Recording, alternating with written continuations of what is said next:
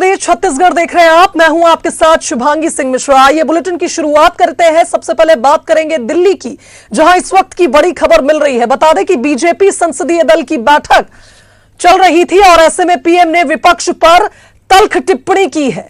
विपक्ष के हंगामे पर पीएम ने तल्ख टिप्पणी की। पीएम का कहना है कि ऐसा दिशाहीन विपक्ष कभी नहीं देखा। इंडिया नाम लगाने से कोई इंडिया नहीं हो जाता। ईस्ट इंडिया कंपनी ने भी इंडिया लगाया था, पीएफआई में भी इंडिया आता है। विपक्ष बिखरा हुआ और हताश है। इंडियन मुजाहिदीन के नाम में भी इंडिया है। तो प्रधानमंत्री नरेंद्र मोदी ने आज भाजपा संसदीय दल की बैठक की अध्यक्षता की, जिसमें पीएम ने विपक्षी गठबंधन के नाम पर कटाक्ष किया। पीएम का कहना है कि ईस्ट इंडिया कंपनी और पॉपुलर फ्रंट ऑफ इंडिया में भी इंडिया है। ये नाम लोगों को भटकाने के लिए रखा गया है। पीएम ने कहा कि लोग इससे गुमराह नहीं होने वाले। विपक्ष हताश है, ये साफ नजर आ रहा है।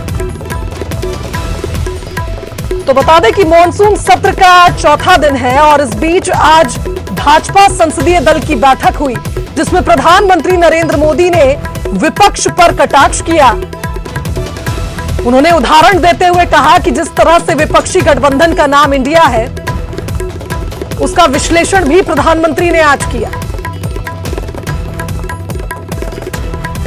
ये सभी लोग जो विपक्ष अपनी हताशा निराशा दिखा रहा है, बेसिकली इनको चर्चा करना ही नहीं है। इनको तो बस एक हंगामा खड़ा करना है ताकि सरकार के कामकाज को बाधा डाले। बहुत महत्वपूर्ण बिल हैं, देश के लिए बहुत जरूरी हैं, हमारे आदिवासी समाज के लिए बहुत जरूरी है, लेकिन वो उसको पास नहीं होने देना चाह रहे हैं। मुझे लगता है कि सरकार को ये निर्णय लेना चाहिए कि चाहे अब जो भी हो, इनके हंगामे को इग्नोर करते हुए हमें अपने बिल पास कराने चाहिए। हम सब इसके समर्थन में हम चाहते हैं हमेशा। और दूसरी बात कि ये नाम रख लेने से I. N. D. ऐसे तो इंडिया शब्द अपने नाम में जोड़ लेने से ये तो पता चलता है ना कि आपको यूपीए से क्यों नफरत हो गई, आपको अपने नाम कांग्रेस से क्यों नफरत हो गई। तो ये सारी चीजें हैं। चूंकि ये मणिपुर पे इनको बात करनी नहीं है, राजस्थान पे बात करनी नहीं है, छुपाना है, और हम देखते हैं इसको हम कैसे हैंडल करते हैं।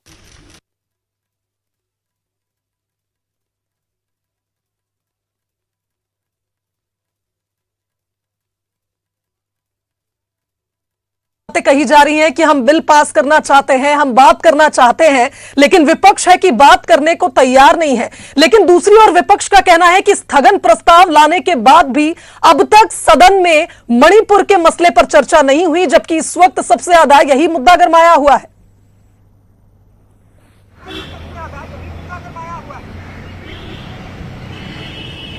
विनीत, एक बार फिर मैं आपको दोहराना चाहूंगी जो मेरा सवाल था। देखिए, जिस तरह से हम देख रहे हैं, सरकार का कहना है हमें बिल पास करना है, 21 बिलों को काफी महत्वपूर्ण वो बता रहे हैं, और दूसरी ओर हम ये देख रहे हैं कि विपक्ष लगातार कह रहा है कि हम स्थगन प्रस्ताव भी ले आए, लेकिन सरकार मणिपुर के मसले पर चुप्पी साधे हुए है और संसद में बात नहीं करना चाहती।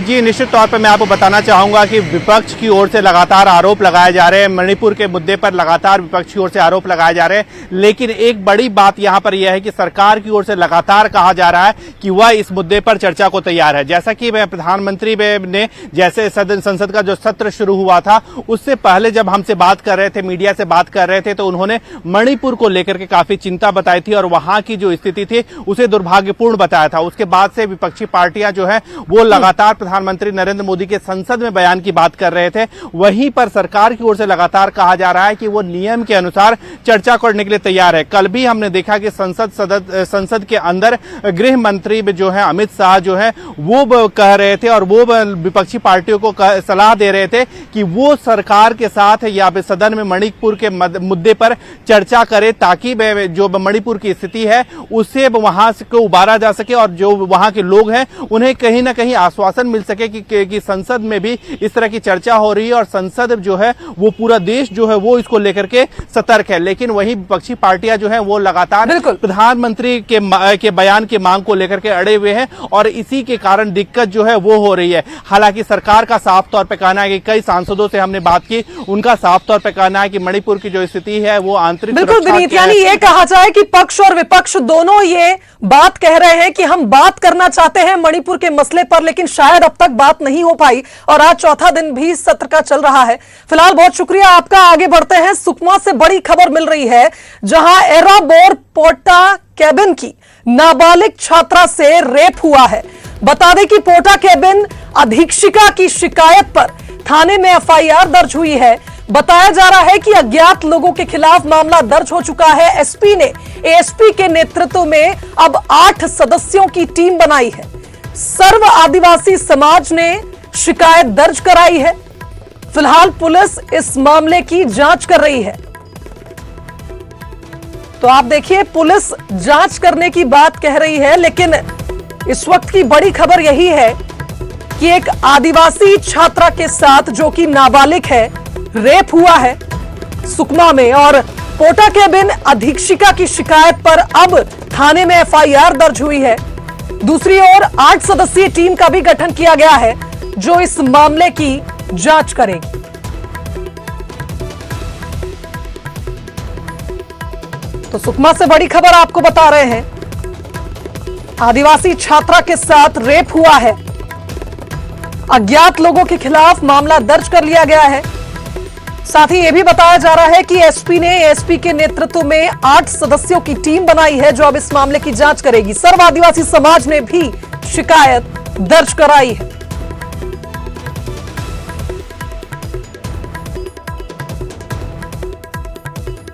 तो अब देखना होगा कि इस पूरे मामले में किस तरह से जांच होती है और जांच में क्या कुछ सामने आता है। नाबालिग छात्रा के साथ दुष्कर्म का यह मामला सुकमा से सामने आया है। एराबोर पोटा केबिन की नाबालिग छात्रा से रेप हुआ है। एसपी ने 8 सदस्यों की टीम का गठन किया है जो अब इस मामले की जांच करेगी। सर्व आदिवासी समाज ने भी शिकायत दर्ज कराई है। समाज आक्रोशित है, नाबालिग छात्रा के साथ दुष्कर्म हुआ है।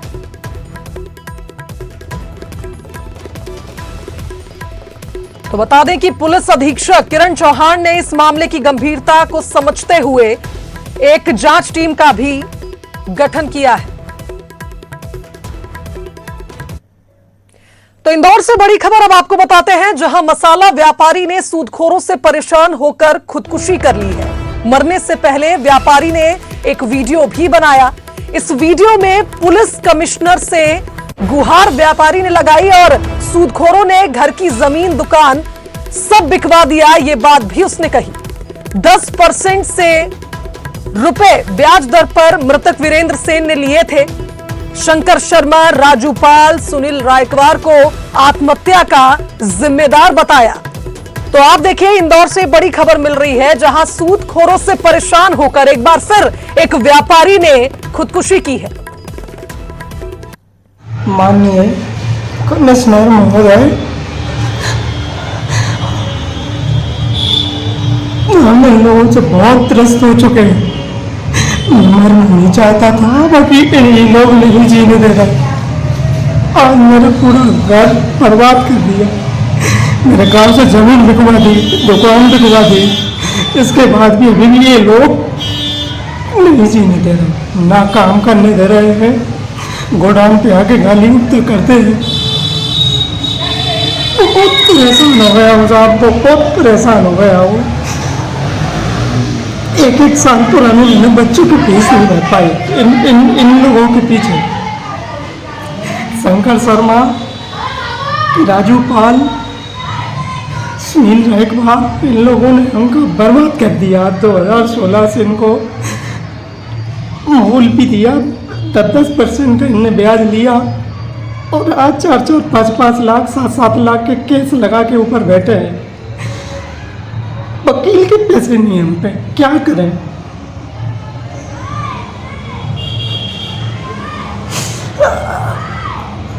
प्लीज सर, मेरे बाद मेरे परिवार वालों को कोई परेशान ना करे, आपसे हाथ जोड़ के विनती करता हूँ, प्लीज सर।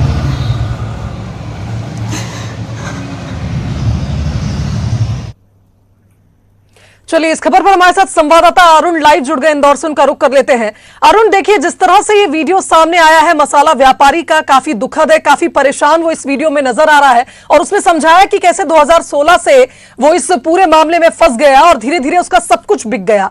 फिलहाल पुलिस ने इस मामले में क्या कुछ जांच अब तक की है, क्या कुछ सामने आया?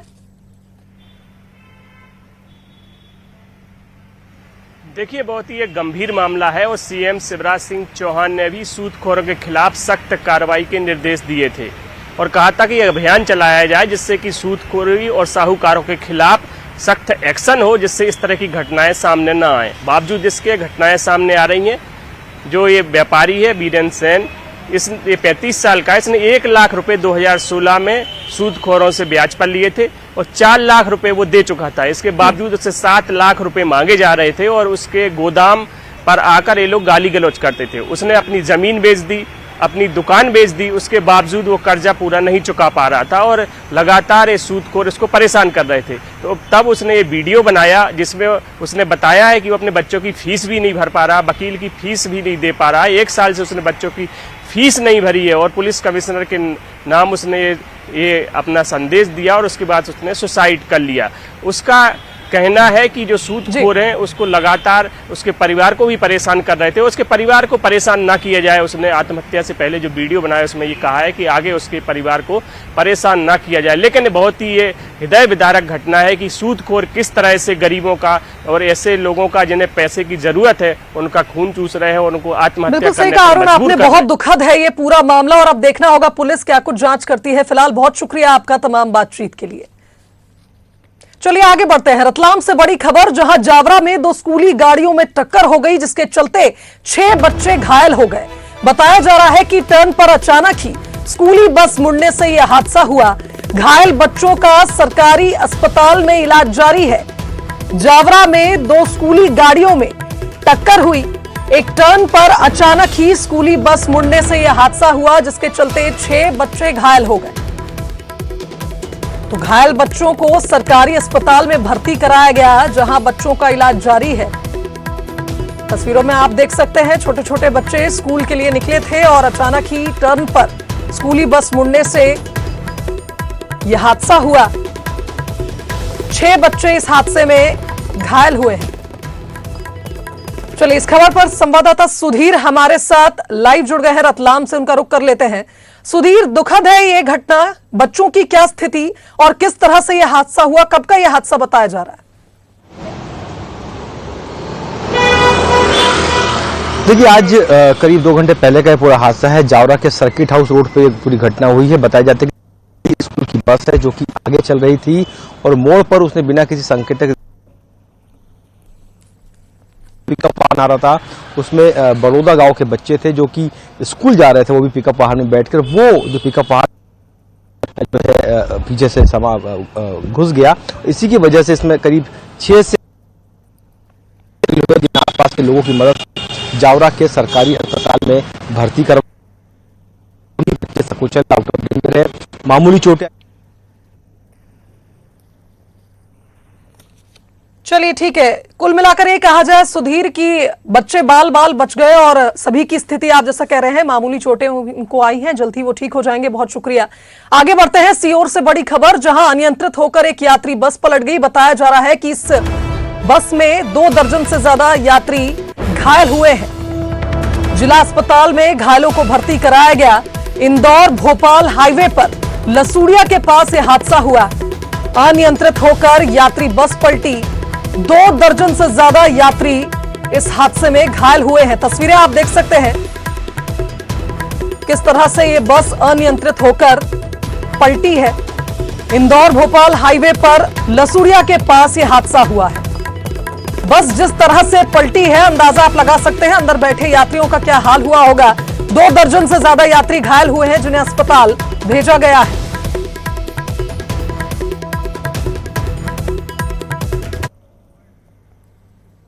चलिए आगे बढ़ते हैं। जबलपुर से बड़ी खबर, जहां सूत्रों के हवाले से ये बड़ी खबर आपको बता रहे हैं। रेलवे के 3 अधिकारी कर्मचारियों को सीबीआई ने दबोचा है। कटनी में ब्रिज निर्माण की एनओसी के बदले इन्होंने रिश्वत मांगी थी, जिसके चलते इन 3 अधिकारियों को सीबीआई ने पकड़ा है। भोपाल से ये सीबीआई की टीम आई थी जो आरोपियों को अपने साथ ले गई है। कटनी में national highway authority of India ने ब्रिज बनाने का ठेका दिया था।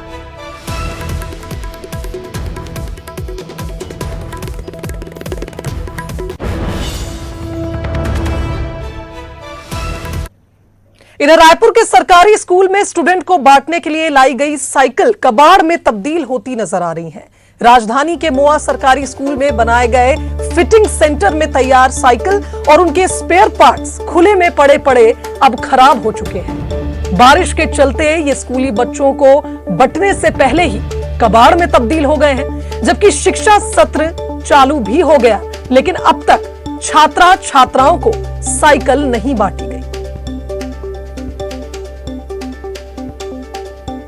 रायपुर के सरकारी स्कूलों में बड़ी लापरवाही सामने आ रही है। दरअसल नए शिक्षण सत्र की शुरुआत होते ही छात्र छात्राओं को नई साइकिलें बांटनी थी, लेकिन राजधानी रायपुर के मोवा के सरकारी स्कूल में फिटिंग सेंटर बनाकर साइकिल के स्पेयर पार्ट्स भेजे गए हैं और यहां से आसपास के स्कूलों में साइकिल जो है वो डिस्ट्रीब्यूट किए जाते हैं। तस्वीरें हम आपको दिखाना चाहेंगे जहां पर आप देख सकते हैं कि बड़ी संख्या में साइकिलें जो हैं बारिश के चलते कबाड़ होती नजर आ रही है। राजधानी रायपुर में लगातार बारिश के चलते साइकिलों के इस स्पेयर पार्ट्स में अब जंग लगना शुरू हो गए हैं।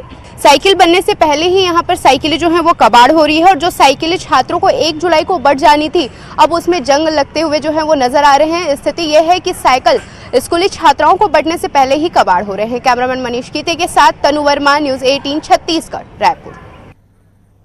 तो इसी के साथ इस बुलेटिन में फिलहाल इतना ही। दीजिए इजाजत, नमस्कार।